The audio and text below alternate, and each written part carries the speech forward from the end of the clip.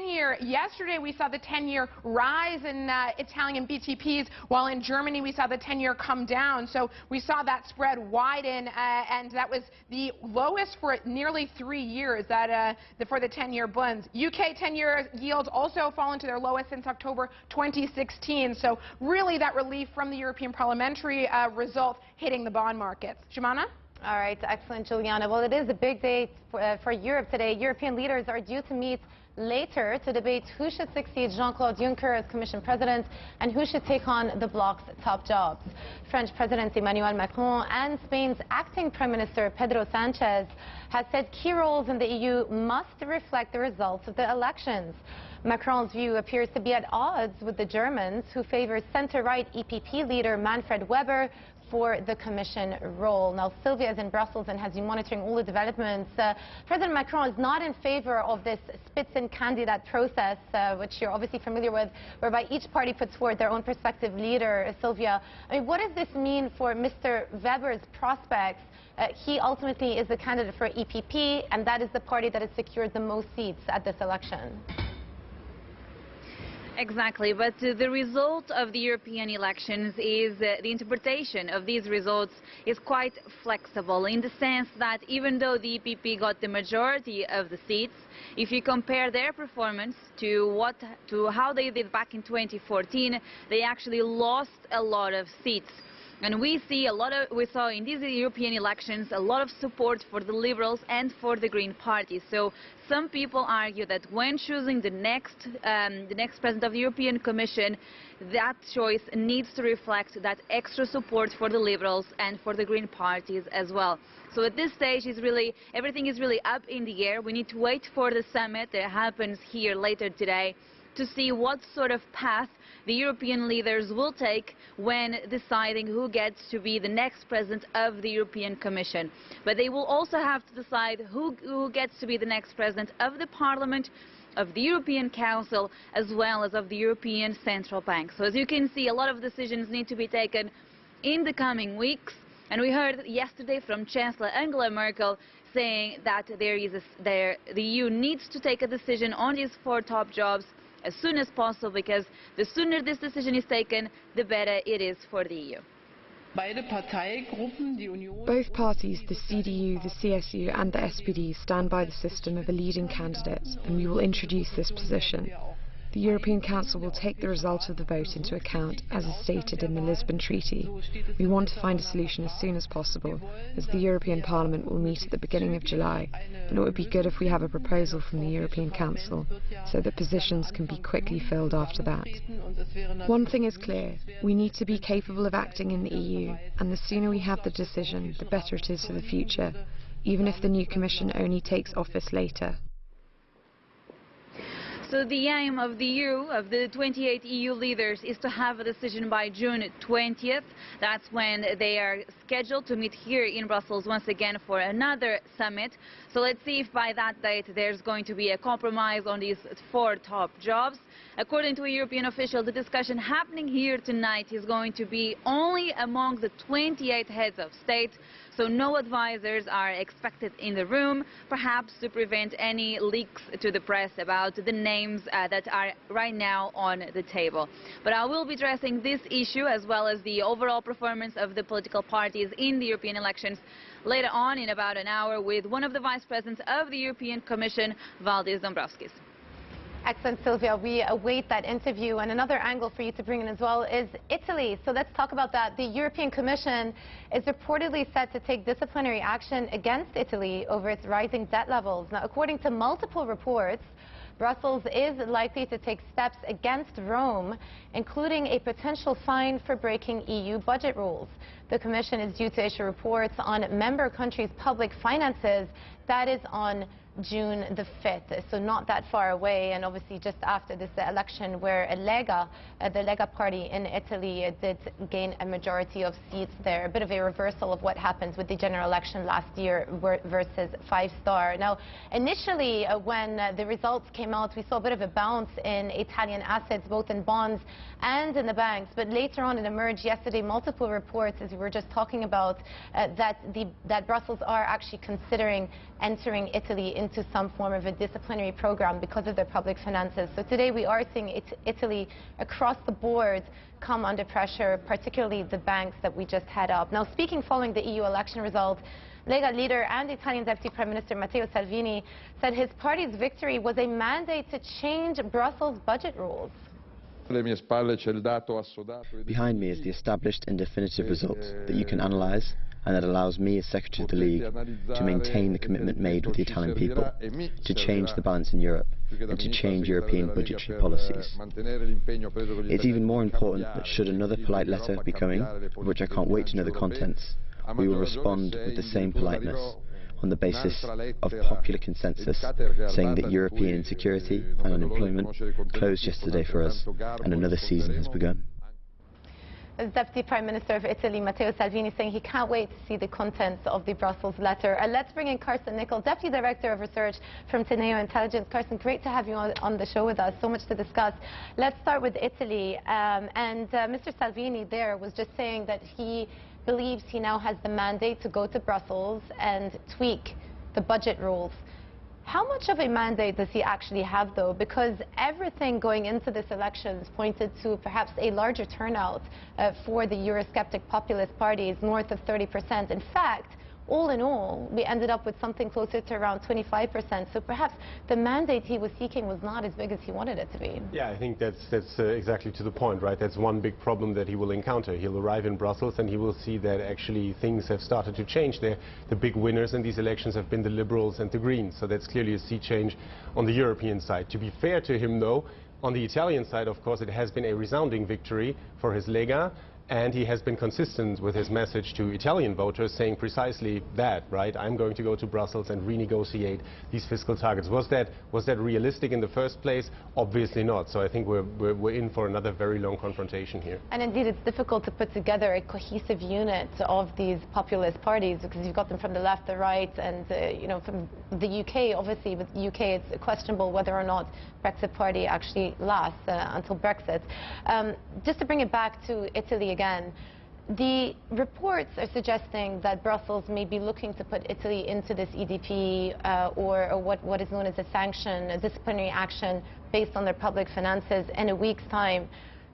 Surely that would be a little bit trigger happy on their part, given that there are so many questions about who European Commission leadership is going to be in a few months' time.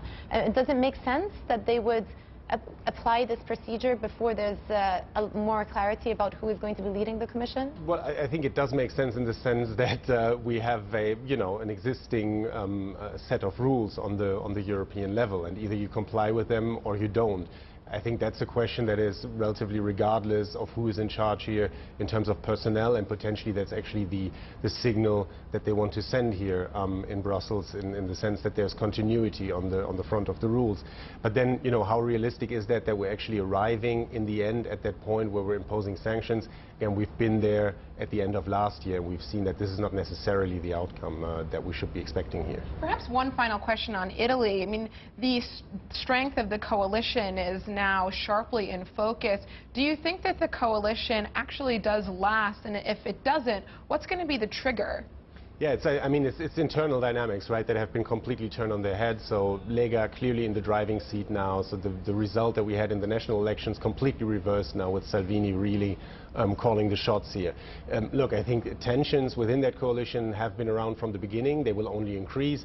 And I think that the medium-term game here at some point is an early election. Do we believe that it happens before the end of the year? I'm fairly skeptical there.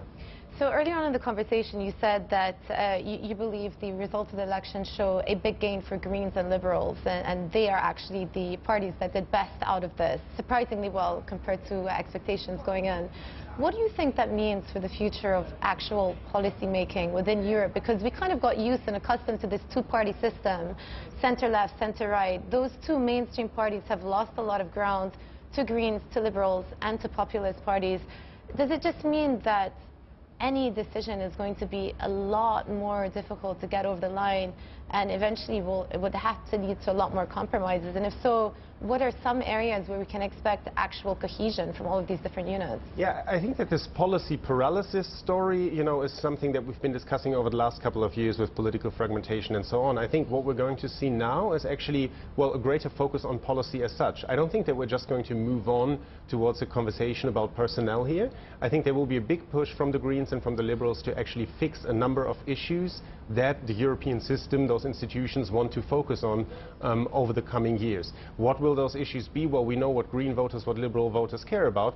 Closer EU integration, actually, certainly with the focus on such things as, you know, protecting the environment, consumer rights, these kind of things. From a market perspective, that obviously means I think we need to keep an eye on the conversation about Eurozone build-out. How realistic is that given German resistance? I would be skeptical here. But if you look at the Greens, I think trade policy in the wider sense will be interesting. Certainly something to keep an eye on, you know, in terms of climate targets, consumer protection measures, and so on. You know, I've been watching the bond market very closely to get some form of a signal of what investors are taking away from these European elections. And if anything, we've seen a very strong rally going into all fixed income, with the exception of Italy, for obvious reasons.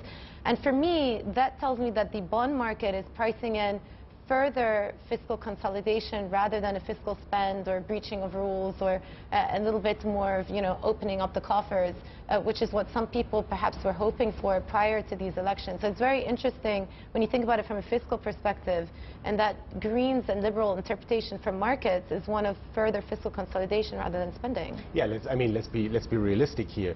First of all, the European Parliament's role on that whole fiscal front is extremely limited, right? I mean, this is something that we have really properly outsourced to member states in the Eurozone on a strictly intergovernmental basis. Many of these institutions actually operating outside the treaties of the European Union. So I think the effect that we should have seen here on fiscal policy from that European election result, you know, that would have been limited anyway. Second point is that as the Greens are rising towards something like a strong force at the political center, they are actually becoming more responsive to, you know, calls such as sound public finances, especially in Northern Europe, if you look at Germany, for instance. All right, Carsten, thank you. We'll leave it here, but plenty more to discuss coming up after the break. Now, elsewhere in European news, Austrian Chancellor Sebastian Kurz has been removed from office after losing a vote of no confidence. Opposition parties brought forward the motion after the leader of Kurz's coalition partner was caught on camera offering to fix government contracts. Kurz will be formally asked to step down at 11:30 CET, with elections expected in September. Now, one hotly fought race in the UK kicked off on Monday, and it's not the Conservative leadership contest. Thousands gathered on Cooper's Hill in Britain for the annual cheese rolling event. Yep, it exists. Competitors chase a wheel of cheese down a 200-yard hill, tumbling and tripping after the cheesy prize and sometimes injuring themselves in the process. The famous competition dates back to the 1800s and is thought to have roots in a festival celebrating the return of spring. You know, Juliana, I'm going to tell you my favorite joke. What does a narcissistic piece of cheese tell itself every morning? You've got me. Hello, me. That was really bad. Okay, if you want to get involved in the conversation, or you have any better jokes, we probably do. Get involved in the conversation. You can tweet us at @StreetSignCNBC and tweet us directly at CNBCJu and at CNBCJulian. You can also tweet us about the European elections, perhaps a little bit more relevant to our show today. But another contest besides that one in the UK, of course, the Tory leadership contest. And coming up on the show, the number of Conservatives entering the leadership race grows to 10 as some of the main contenders talk up a hard Brexit.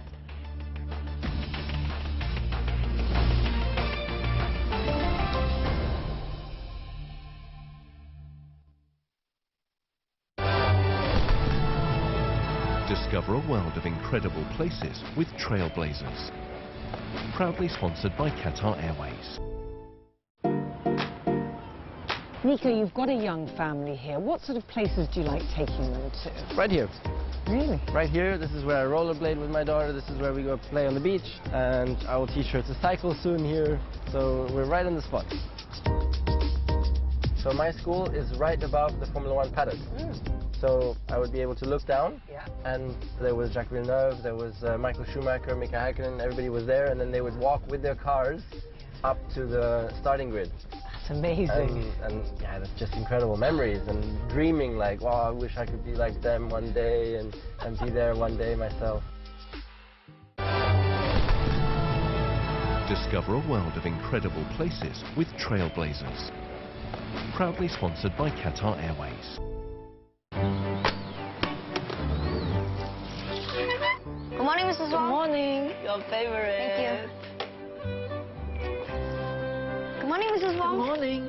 Look what I made for you. Thank you.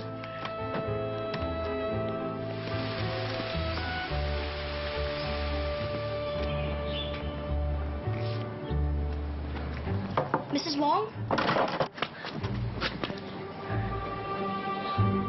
Help!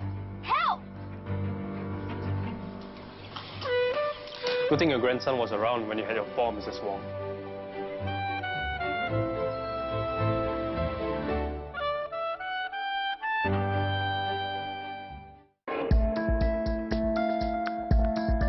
Australia's outlook on trade has always been